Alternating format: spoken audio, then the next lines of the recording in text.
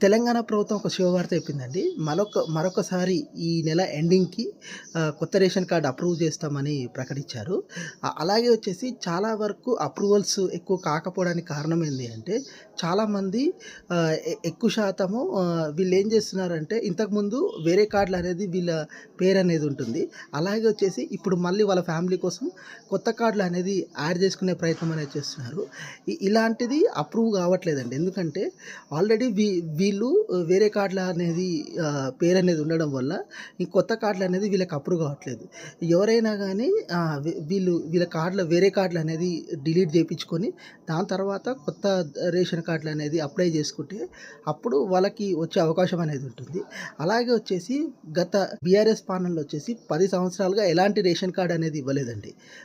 దానివల్ల చాలా రేషన్ కార్డుల డ్యూస్ అనేది ఉన్నాయి. దానన్నీ గూడా ఇప్పుడు క్లియర్ చేసే కార్యక్రమాన్ని తెలంగాణ ప్రభుత్వం అనేది చేయడం అనేది జరుగుతుంది. మరి ఏమవుతుందనేది చూద్దామండి. నా ఇన్ఫర్మేషన్ గాని మీకు నచ్చినట్టయితే కింద సబ్స్క్రైబ్ బటన్ ఉంటదండి. సబ్స్క్రైబ్ చేసుకొని బెల్ ఐకాన్ యాక్టివేట్ చేసుకోండండి. లైక్ చేయండి, షేర్ చేయండి.